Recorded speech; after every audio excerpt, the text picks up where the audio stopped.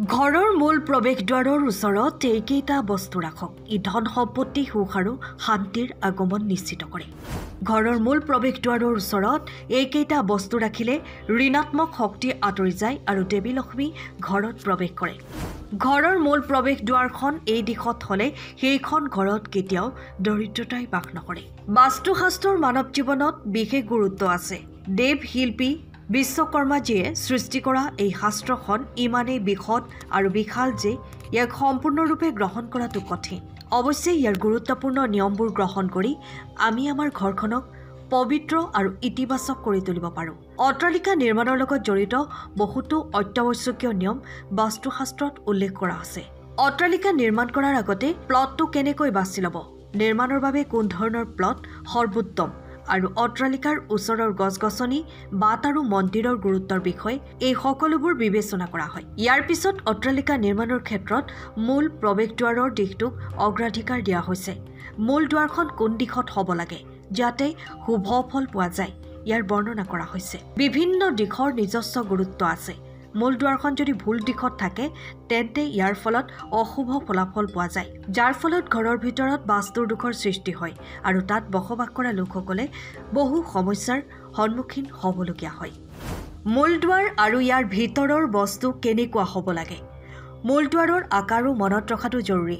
বাস্তুশাস্ত্ৰৰ মতে অট্টালিকাৰ মূল প্ৰৱেশদ্বাৰ কাঠৰ হ'ব লাগে, কাৰণ ইয়াক অতি শুভ বুলি গণ্য কৰা হয়। অন্য সামগ্ৰীৰে নিৰ্মিত দুৱাৰে অশুভ ফল দিব পাৰে। বিশেষকৈ কিছুমান বিশেষ ধৰণৰ কাঠেৰে নিৰ্মিত মূল দুৱাৰখনহে উত্তম। এই কাঠেৰে নিৰ্মিত দুৱাৰেদি ধনাত্মক শক্তি বৈ যায়, যাৰ ফলত ঘৰটো পবিত্ৰ আৰু ধনাত্মক হৈ পৰে। মূল দুৱাৰৰ গুৰুত্ব। ঘৰৰ আন দুৱাৰতকৈ মূল দুৱাৰখন সদায় ডাঙৰ আৰু বহল হ'ব লাগে। ই শক্তিৰ ভাৰসাম্য ৰক্ষা কৰে। যদি মূল দুৱাৰখন আন দুৱাৰতকৈ সৰু হয় তেন্তে ঘৰত বিসংগতি আৰু অশান্তিৰ সৃষ্টি হয়। ইয়াৰ বাহিৰেও মূল দুৱাৰত দুটা দুৱাৰ থাকিব লাগে, যিবোৰ খোলা বা বন্ধ কৰাৰ সময়ত দুয়োখন হাত ব্যৱহাৰ কৰিব লাগে। এনে দুৱাৰে ঘৰখন মন্দিৰৰ দৰে দেখা যায়, যাৰ বাবে দেৱী লক্ষ্মী আৰু দেৱতাসকল সন্তুষ্ট হৈ ঘৰত প্ৰৱেশ কৰে। দুৱাৰদলিৰ গুৰুত্ব। মূল দুৱাৰৰ ওচৰত থ্ৰেছহোল্ড বা দুৱাৰদলি থকাটো প্ৰয়োজনীয়।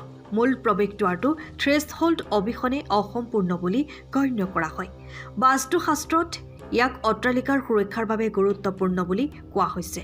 থ্ৰেছহোল্ডৰ উচ্চতা 2 পৰা 5 ইঞ্চিৰ ভিতৰত হ'ব লাগে আৰু ইয়াক নিয়মিতভাৱে পূজা কৰিব লাগে।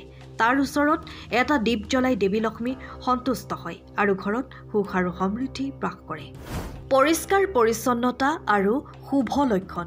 মূল প্ৰৱেশদ্বাৰতো পৰিষ্কাৰ পৰিচ্ছন্নতা বজাই ৰখাটো প্ৰয়োজনীয়। প্ৰতিদিনে মূল দুৱাৰৰ সন্মুখত পানী ছটিয়াই ৰংগলী বনাওক। ইয়াৰ ফলত ঋণাত্মক শক্তি আঁতৰি যায় আৰু দেৱী লক্ষ্মী ঘৰত প্ৰৱেশ কৰে। লগতে মূল প্ৰৱেশদ্বাৰত স্বস্তিকা, ওম বা শুভ লাভ আদি শুভ আৰু ধৰ্মীয় প্ৰতীক স্থাপন কৰিব লাগিব। অন্যান্য গুৰুত্বপূৰ্ণ কথা। বাস্তুশাস্ত্ৰৰ মতে মূল দুৱাৰখন ভঙা, ফাটি যোৱা, ফুটা থকা হ'ব নালাগে। ইয়াৰ বাবে ঋণাত্মক শক্তি ঘৰত প্ৰৱেশ কৰিব পাৰে। মূল গেটত তোৰণ স্থাপন কৰাটো শুভ বুলি গণ্য কৰা হয়, কাৰণ ই অশুভ শক্তিক বাহিৰ কৰি দিয়ে।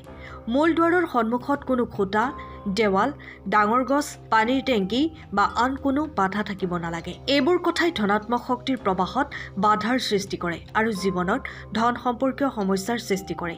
ইয়াৰ উপৰিও মূল দুৱাৰখন খোলা বা বন্ধ কৰাৰ সময়ত কোনো ধৰণৰ ক্ৰেকলিং শব্দ হ'ব নালাগে, কিয়নো ইয়াক অশুভ বুলি গণ্য কৰা হয় আৰু ঘৰত অশান্তিৰ সৃষ্টি কৰে।